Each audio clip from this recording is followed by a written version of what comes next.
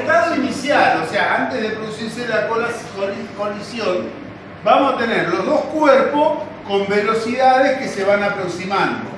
Esto automáticamente me dice que yo ya puedo tener a este sistema, como estamos hablando, como un sistema aislado, en el cual se conserva la cantidad de movimiento, que es lo primero que dijimos, y aparte, ¿no es cierto?, también se conserva, porque hablamos de energía cinética, lo que sería justamente, ¿no es cierto?, la energía cinética. ¿Sí? O sea, cuando es un choque elástico, ¿cierto? Acá dice colisiones perfectamente inelásticas, así que vamos a retroceder. En el caso que tengamos colisiones perfectamente inelásticas, ¿qué es lo que va a pasar? Rebobinemos. Cuando sean perfectamente inelásticas, ¿qué va a pasar? Van a chocar y tienen que mover en conjunto, las dos. Para un lado, para el otro lado. Por eso por ahí va a ser interesante. Pero al mismo sentido, digamos. Ahora después vamos a ver si está bien o el título está mal. Puede ocurrir. Ocurre en las mejores familias. Después de la colisión, ¿qué pasa? Si estaba bien. Entonces, ambas van juntos y van con la misma velocidad final. Entonces, si es perfectamente inelástica, ¿qué es lo que tenemos nosotros? Solamente podemos utilizar una ecuación. ¿Qué ecuación vamos a utilizar? La de coso. De conservación de cantidad de movimiento. Claro. La de conservación de cantidad de movimiento. Este choque es bastante simplificado. ¿En qué sentido? En que cuántas incógnitas yo puedo llegar a tener. ¿Cuántas normalmente? Claro, voy a tener una sola normalmente. ¿Qué va a hacer? Calcular la velocidad final. O sea, podría tener más, digamos, ¿no es cierto? Pero entonces tendría que ver cómo, o sea, de nuevo, verlo esto como un sistema. ¿Cuántas variables tengo yo acá? ¿Cuántas variables tengo? Después de la colisión, 3. No, ¿cuántas variables ¿En total? tengo? Sí, el sistema. ¿Cuántas variables tengo? 4 al principio y después 3. No. No. ¿Dónde dice ahí?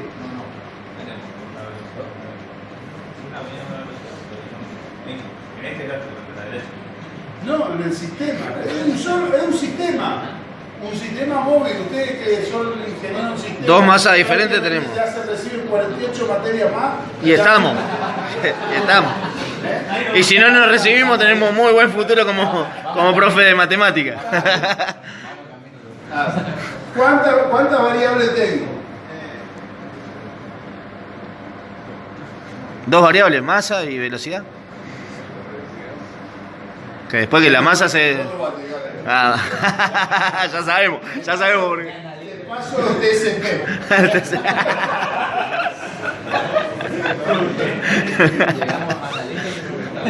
No, analista mucho. A ver, ¿cuántas variables tengo? ¿Con cuántas variables estoy trabajando acá?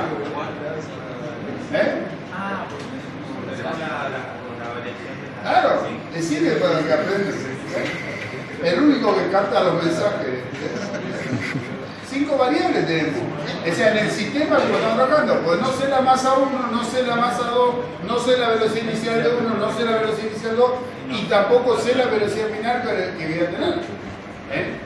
O sea, el único dato que yo tengo hasta ahora, así concreto, es decir, digamos que sé que es una colisión perfectamente inelástica, por lo tanto puedo decir que son 5. Si yo decía que era una colisión, digamos, ¿no es cierto?, inelástica solamente, ya tendría una variable más, digamos, e inclusive una séptima si yo empiezo a analizar con qué grado, ¿no es cierto?, voy a perder la energía de uno con respecto al otro.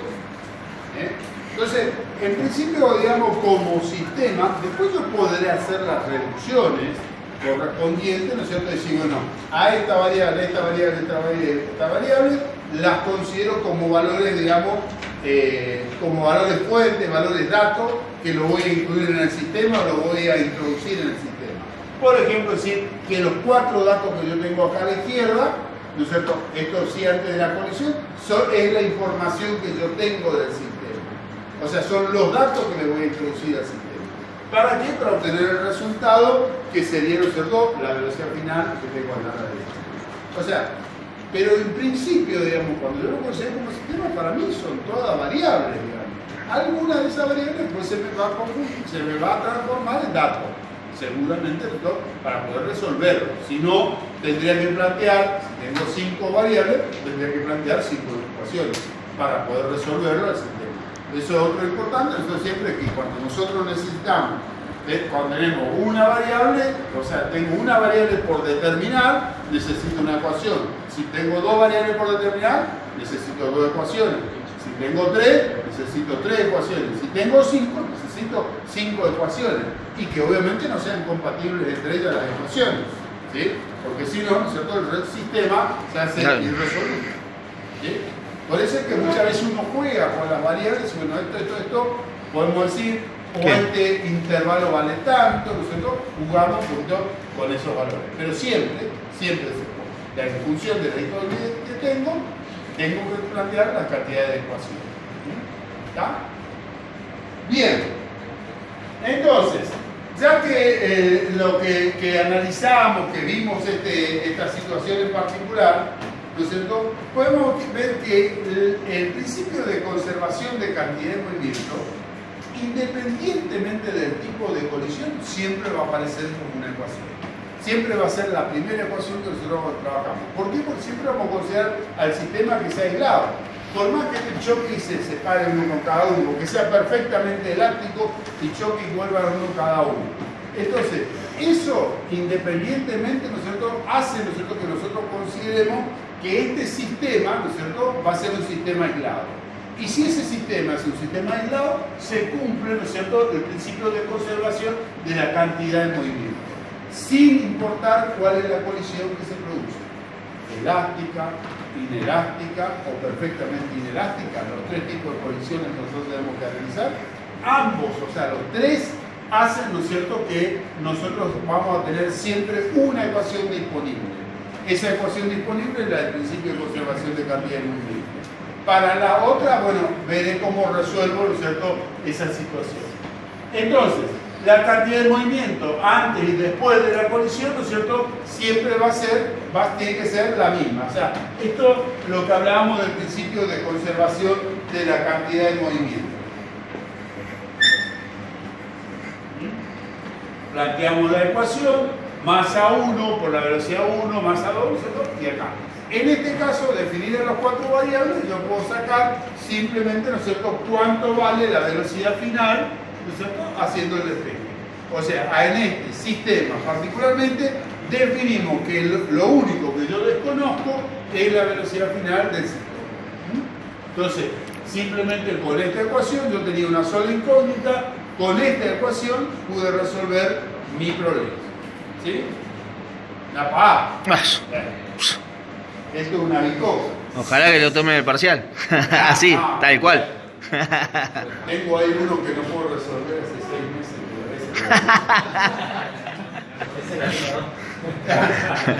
Vamos a las colisiones elásticas. Fíjense, en las colisiones elásticas tenemos la misma situación antes del sistema, digamos, antes de la colisión, y después de la colisión cambia. Obviamente, ¿no es cierto?, acá hay un juego de velocidades que yo tendré que jugar para determinar, ¿no es cierto?, 2 variables. Supongamos que siempre las condiciones iniciales son las que me dan a mí los datos. ¿Qué quiero decir con esto? Que tengo masa 1, conozco masa 2, conozco la velocidad inicial 1 y conozco la velocidad inicial 2. ¿Qué es lo que tengo que determinar? La velocidad 1 final y la velocidad 2 final. ¿Sí? Entonces, si nosotros hablamos, en este caso, de que la colisión es elástica, entonces, ¿qué es lo que va a pasar? Primero, vamos a poder trabajar con el principio de conservación de la cantidad de movimiento. Eso es la condición sine qua non. ¿Y qué más podríamos decir?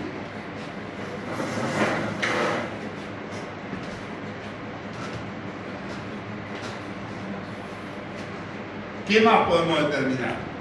Si la colisión es en una colisión elástica se conserva la cantidad de movimiento. ¿Y la energía cinética del sistema? Sí, está diciendo, no sé, no saben ni leer. En una colisión elástica se conserva la cantidad de movimiento y la energía cinética del sistema. Entonces, podemos expresar la conservación de la cantidad de movimiento. ¿Y cómo expresaríamos la conservación de la energía cinética? Igualándola. La energía cinética final. O sea, la energía cinética inicial del sistema hay que ser igual a un medio de la masa 1 por velocidad 1 inicial al cuadrado más un medio de la masa 2 por la velocidad inicial 2 al cuadrado. Eso sería todo lo que sería la energía cinética inicial. Igual a la final, que sería un medio de la masa 1 por la velocidad 1 final al cuadrado más un medio de la masa 2 por la velocidad 2 final al cuadrado. ¿Qué es lo que tenemos, digamos, ¿no es cierto?, nosotros acá que tener en cuenta? Lo único que tenemos que tener en cuenta es que la conservación de la cantidad de movimiento, ¿qué tipo de magnitud tenemos cuando trabajamos con la conservación de cantidad de movimiento? ¿Qué magnitudes son? Vectoriales. Vectoriales. Entonces tenemos que tener presente que lo que estamos trabajando son con vectores. Si trabajamos con vectores, de nuevo, fundamentalmente para estos casos tenemos dirección y sentido. Tenemos dirección y sentido. Entonces, no es lo mismo que B1I vaya para allá y B1 final vaya para allá, ¿no es cierto? O que B1I y B2F vayan, ¿no es cierto?, para el mismo lado. O sea, depende de cómo sea la colisión, si chocamos y venimos, o si chocamos y seguimos así, ¿no es cierto? O sea que el caso de la bola de béisbol es una colisión elástica, digamos. Porque tenés dos masas que chocan, nada más que vos, como el bate, pegan la pelota y después retrocede, prácticamente una colisión elástica. ¿O no? Y no sé. Ahora lo googleo. Googlealo. No, ahora lo googlean. ¿Qué pasaría, digamos, ¿no es cierto?, en ese sistema? Y tenemos una masa que sería la bola de béisbol, el bate que sería la segunda masa, la velocidad que ejerce la segunda masa sobre la 1 y cómo se desplaza la 1 y cómo retrocede el bate. Bien, ¿cómo sería la energía cinética inicial ahí? ¿Y cómo sería la energía cinética final en ese caso? La inicial, un medio de la masa de la bola por la velocidad inicial de la bola, más un medio de la masa del bate por la velocidad inicial del bate, igual a un medio por la masa de la bola por la velocidad final de la bola, ya con sentido contrario. Entonces, ¿cómo eran las velocidades? ¿Cómo eran las velocidades antes y después del...? 40 segundos y 60 segundos. ¿Y entonces la energía cinética sería igual? No. ¿Y qué pasó entonces? No se conservó. No se conservó. ¿Es más, se incrementó la energía cinética? Sí. De una masa. De la masa de la bola. Bien. Entonces, para poder hacer ese análisis que vos decís, y ahí dan el clavo, digamos, yo no puedo, el sistema aislado mío no es la pelota de béisbol, es la pelota de béisbol y el bate. Claro, el impacto que tiene. Porque el bate, cuando yo le pego, también retrocede.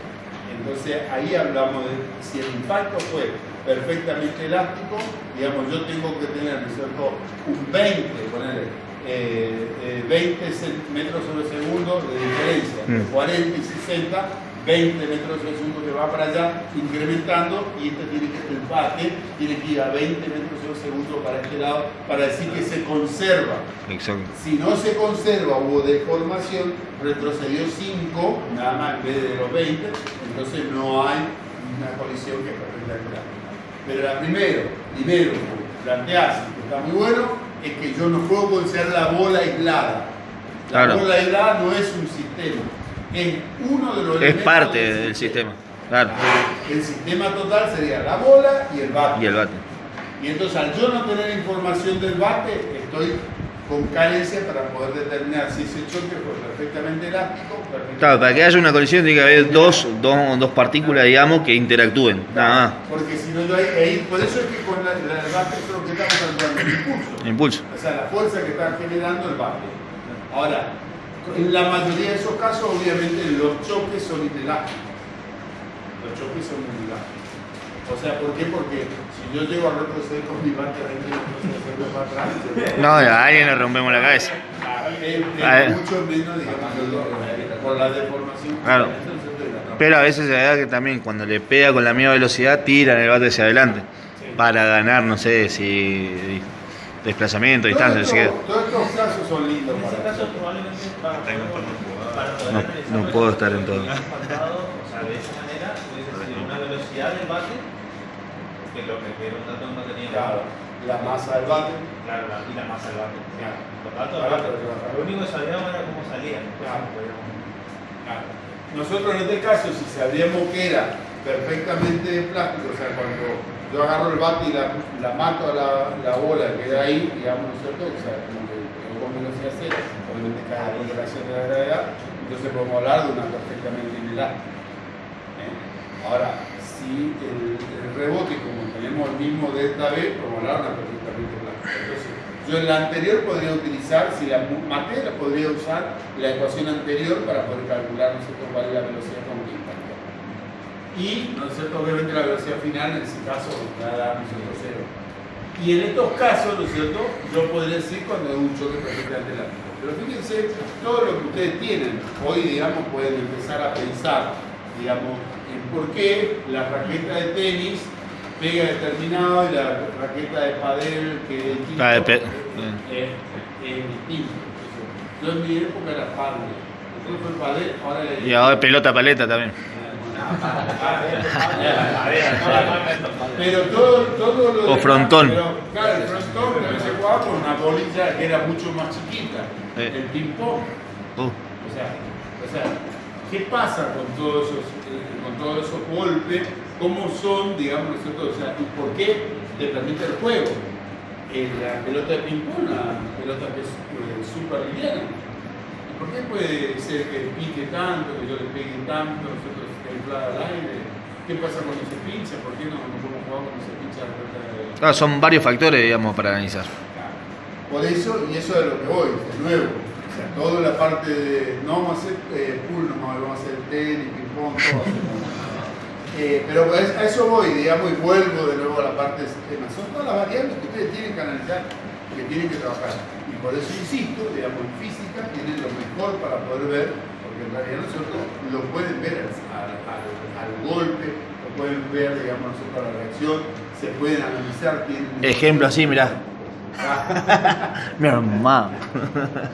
Bueno, entonces, en el choque perfectamente elástico, dos ecuaciones, la que sería de conservación de cantidad de movimiento y conservación de energía cinética. Diferencia vectorial, la cantidad de movimiento, y el escalar, que es, digamos, ¿no es cierto?, la energía cinética. Se suman cantidades. Entonces, esa es acá no tengo que tener en cuenta si va hacia la derecha, va hacia la izquierda, siempre se suman cantidades.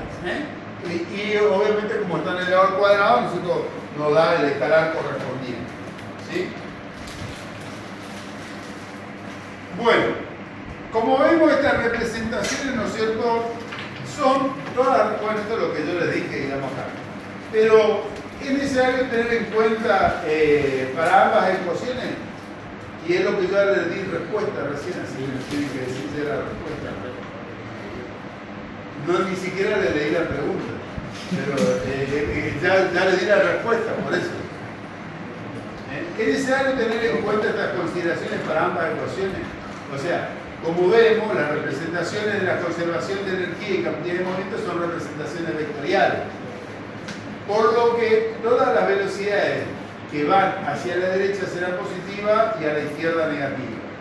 Entonces, ¿es necesario tener en cuenta estas consideraciones para ambas ecuaciones? No, porque si bien la velocidad es una magnitud vectorial, sabemos que la energía, ¿no?, es una magnitud escalar. Entonces esa representación vectorial no hace falta que vaya a la izquierda, vaya a la derecha, nosotros para lo que nosotros tenemos que trabajar. Entonces, con un sistema de dos ecuaciones yo puedo plantear, ¿no es cierto?, la resolución de dos incógnitas. ¿Cuáles son las dos ecuaciones? Conservación de cantidad de movimiento y la de conservación de energía. Entonces, eso sale, ¿no es cierto?, luego de que ustedes hagan una serie de reemplazos y ecuaciones. Dice, trabajando con las ecuaciones, ¿no es cierto?, de energía cinética, una pavada. Yo qué hago, simplifico todo lo un medio, agrupo lo de masa 1 con la masa 2. Despejo y voy agrupando eso. Exactamente. Entonces, eso me queda, ¿no es cierto?, esta expresión que tenemos acá. Fíjense, un medio, ¿no es cierto?, de la velocidad 1 inicial al cuadrado menos velocidad 1 final al cuadrado igual a masa 2, velocidad 2 final menos velocidad 2 inicial. Menos velocidad... Esa, ahí igualamos. Exactamente. Esa igualación sale solamente de la conservación de las energías mecánicas. Yo no me acuerdo si la diapositiva tengo, pero voy a aprovechar, digamos, esto y después si sale mejor, digamos, pero ya está. O sea, yo tengo acá que la masa 1 es la velocidad 1 inicial, al cuadrado, menos la velocidad 1 final al cuadrado. ¿Sí? Esa es la masa 1. Sí. Esto es igual a la menos masa 2, ponemos de la velocidad 2 inicial al cuadrado menos la velocidad 1 inicial. No, final era antes. Ahí está, ahí está.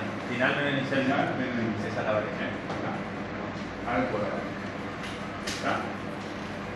Entonces, fíjense que yo lo único que hice es, para poner, ¿no es cierto?, simplemente cambié, ¿no es cierto?, los estados de final e inicial. Pero acá dice al revés, No, sí, yo creo que tendría que tener signo negativo. No, ese está bien. Esa es velocidad final. Menos velocidad inicial. Esa es la variación. Está bien. Pero esto es negativo. Entonces en realidad esto es velocidad 2 inicial al cuadrado y esto es menos velocidad 2 final al cuadrado. Así. O sea, porque saco el negativo del factor común. O sea, este negativo lo estaba y entonces aparece este negativo acá. ¿Por fuerza contraria sería? ¿Por sentido contrario o por qué? Porque se me ocurre. Ah, de onda. O sea, pero en realidad ¿para qué sacamos esto? Fíjense que nosotros de alguna manera acá, lo que yo quiero sacar, digamos, podríamos sacar, a ver, esto me quedaría la masa 1 por la velocidad 1 inicial más la velocidad 1 final por la velocidad 1 inicial menos la velocidad 1 final. ¿Sí? Esto es igual a la menos masa 2 por la velocidad 2 inicial más la velocidad 2 final por la velocidad 2 inicial menos la velocidad 2 final. ¿Qué es lo que hago? Aplico la diferencia ¿En de qué cuadrado. beneficia Boca? Aplicar solamente la diferencia de cuadrado en las expresiones que tengo acá arriba. Entonces, fíjense que de alguna manera yo lo que estoy sacando acá es simplemente unas vinculaciones de lo que serían, digamos, las velocidades de aproximación de los cuerpos, donde yo podría decir, ¿no es cierto?, que la velocidad 1 inicial menos la velocidad 1 final, que necesitaría, ¿verdad? Digamos que la velocidad 1 inicial menos la velocidad 1 final, ¿no es cierto?, me da una aproximación o de alejamiento, no importa donde voy a tener un delta B, digamos, que hace, ¿no es cierto?, que me diga cómo se aleja o cómo se aproxima. Lo mismo, ¿no es cierto?, con esto, cómo se aleja o cómo se aproxima. Entonces, de esa manera yo podría tener una vinculación, una relación de estos elementos a los cuales nosotros hacemos referencia. ¿Qué quiero decir esto? Que con este valor que tenemos acá, más la ecuación de conservación de cantidad de movimiento, que sería esta que tenemos acá, que yo la puedo agrupar. No, te falta, esto es fundamental para el examen. Ahora esto es para la prueba de fin de tema que ya rendí. Vale, vale. No, ya rendimos, ya pasó. Eso fue la No, no teníamos. Tenía que decir la corriente. Fíjense, si yo esto divido miembro a miembro con las mismas vinculaciones que tenemos acá, pero del principio de conservación de la cantidad de movimiento, yo voy a tener que la masa 1 por la velocidad 1 inicial menos la velocidad 1 final, yo divido esto miembro a miembro. Esto es energía cinética, conservación de la energía cinética. ¿Sí? ¿Estamos ahí? Bien, exactamente. Ahora yo determino la conservación de la cantidad de movimiento. La conservación de cantidad de movimiento, recurro a esta ecuación y tomo los mismos valores. Tomo M1 por B1 inicial, menos B1 final. ¿Sí? Igual, acá le ponemos menos M2 también, ¿eh? Entonces sería B2 final, menos B2 final, porque este pasa como negativo, como tiene negativo, viene B2 inicial menos B2 final. Así, porque saco de nuevo el factor negativo acá. Entonces, ¿qué es lo que me pasa acá? ¿No es cierto? Que yo puedo simplificar esto con esto y obviamente esto con esto. Acá hacemos lo mismo, ¿eh? Y sacamos, ¿no es cierto? Que fíjense que la velocidad 1 inicial más la velocidad 1 final es igual a la velocidad 2 inicial más la velocidad 2 final. ¿Sí? ¿Estamos? ¿Qué me dice esto? Nada todavía de lo que yo quiero obtener. Pero me tienen que decir mucho para que ustedes se den cuenta de lo que yo estoy diciendo desde hoy. Y no me dan artículo. ¿Qué es lo que quiero decir? Entonces ahora lo que voy a agrupar van a ser los términos iniciales y finales. Entonces, si yo agrupo el término inicial, yo voy a tener B1 inicial menos B2 inicial igual a B2 final menos B1 final. ¿Sí? Ahora, si le saco el signo negativo a uno de los dos, a cualquiera, yo le saco el segundo, me queda que la velocidad 1 inicial menos la velocidad 2 inicial es igual a menos la velocidad 1 final menos la velocidad 2 final. ¿Qué hice? Y ahora nos vamos arriba. Velocidad 1 inicial menos velocidad 2 inicial, B1 inicial menos B2 inicial, ¿qué me da? El delta B de aproximación que tenemos. O sea, esto me da el delta B inicial. O sea, ¿cómo, en qué medida se van aproximando esto? Porque yo tengo un delta, un B para allá y otro B para acá. Esto puede ser positivo, obviamente yo estoy sacando como diferencia. Cada uno después tiene su signo.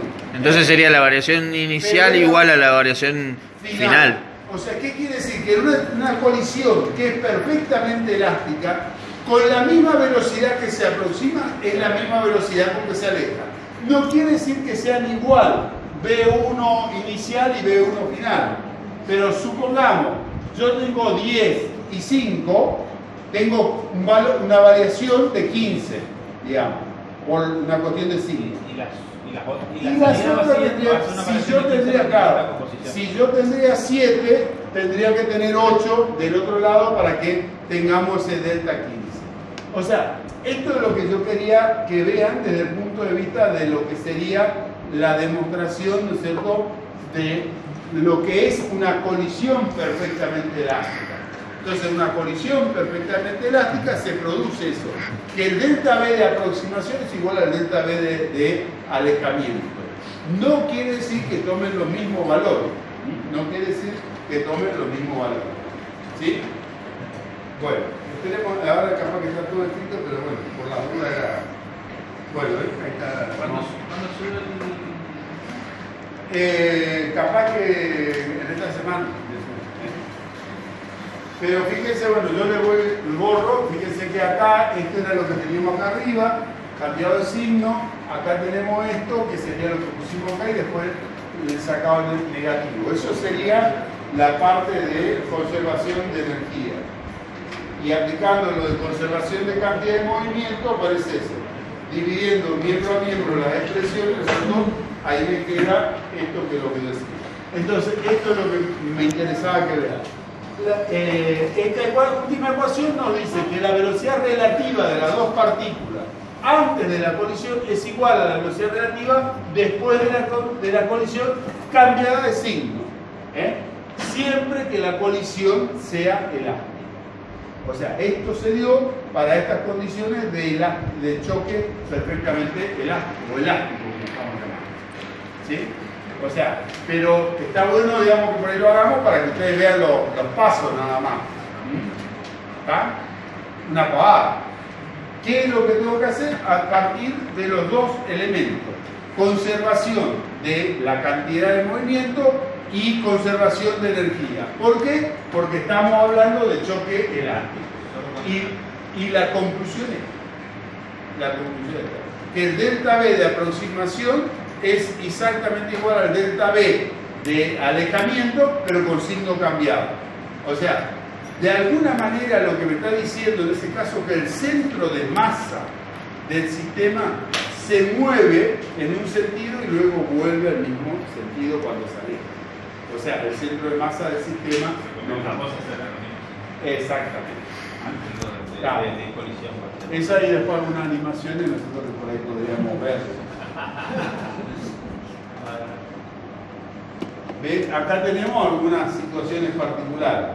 Conociendo ambas masas y las velocidades iniciales del sistema y aplicando la ecuación de conservación de cantidad de movimiento y energía cinética como la relación de la velocidad relativa resulta. O sea, cuando yo saqué, digamos, ¿no es cierto?, de la otra ecuación puedo despejar el valor de la velocidad. ¿Qué es lo que digo? Que la velocidad 1 final va a ser igual, ¿no es cierto?, a esta ecuación.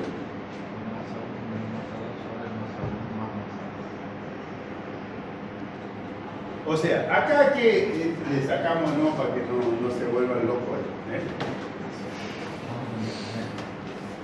¿Qué es lo que nos dice esta situación? O sea, como para que nos quede más o menos.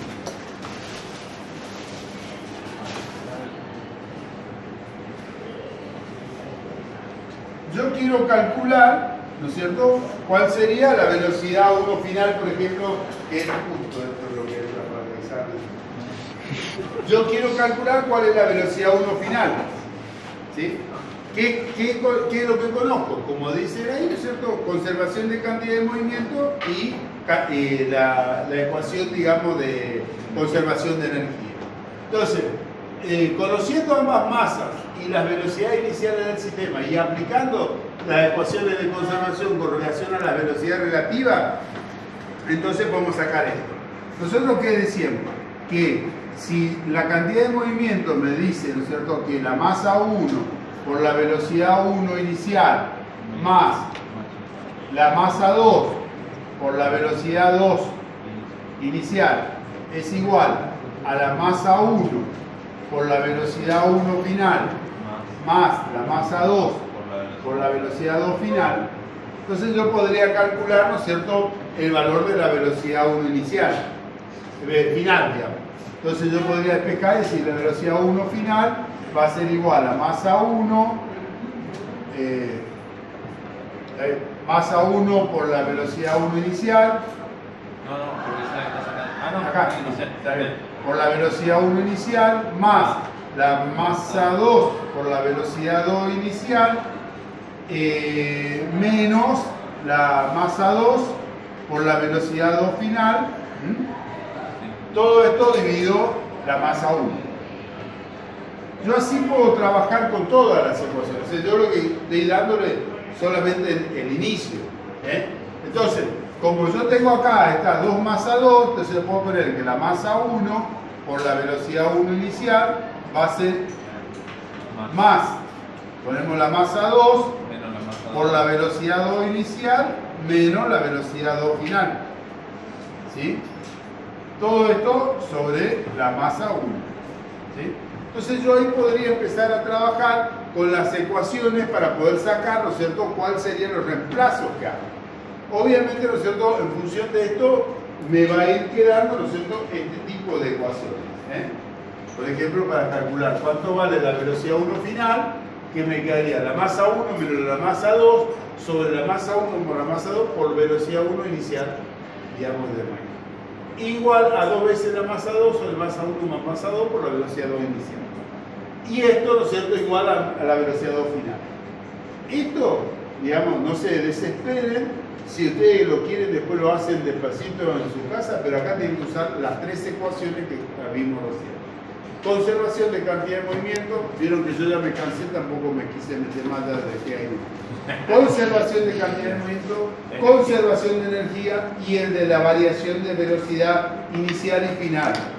O sea, ¿por qué? Porque en algún momento van a tener que hacer justamente ese reemplazo, que es la variación de energía.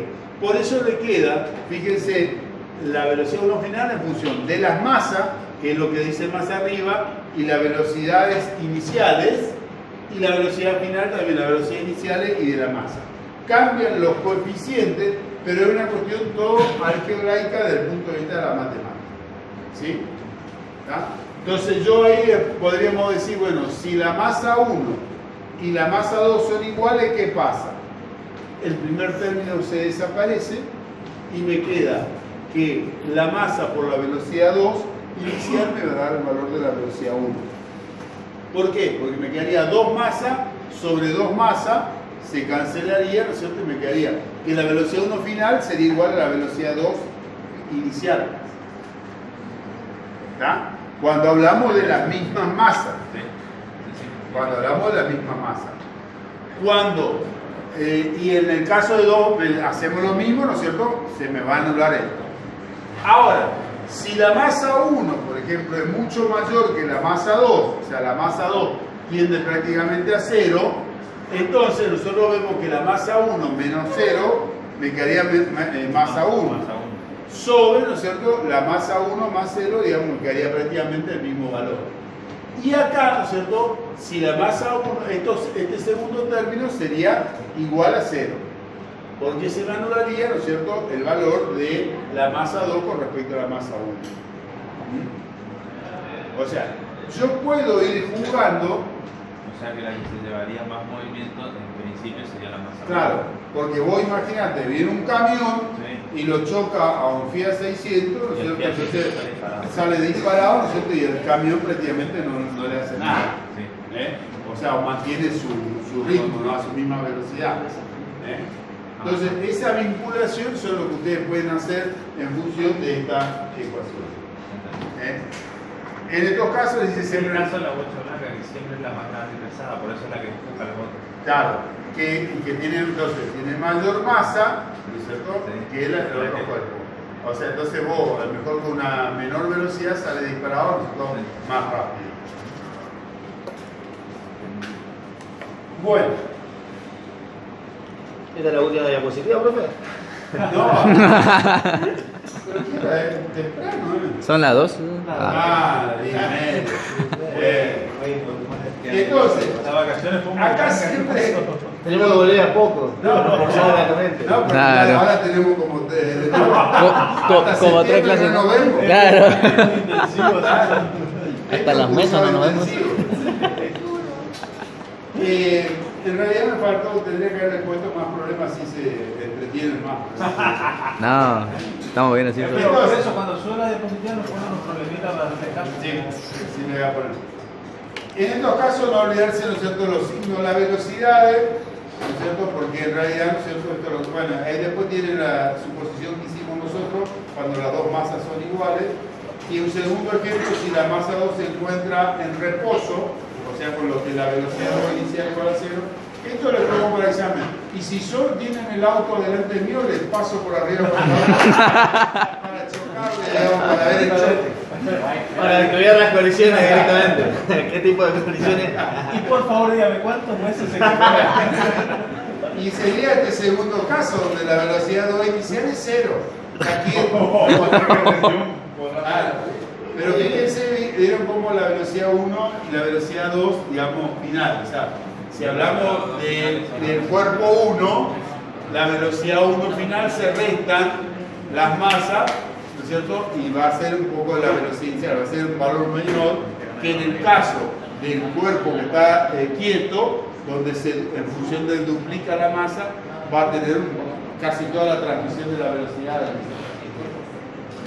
Bueno, dejamos acá y después seguimos cuando nos acordemos.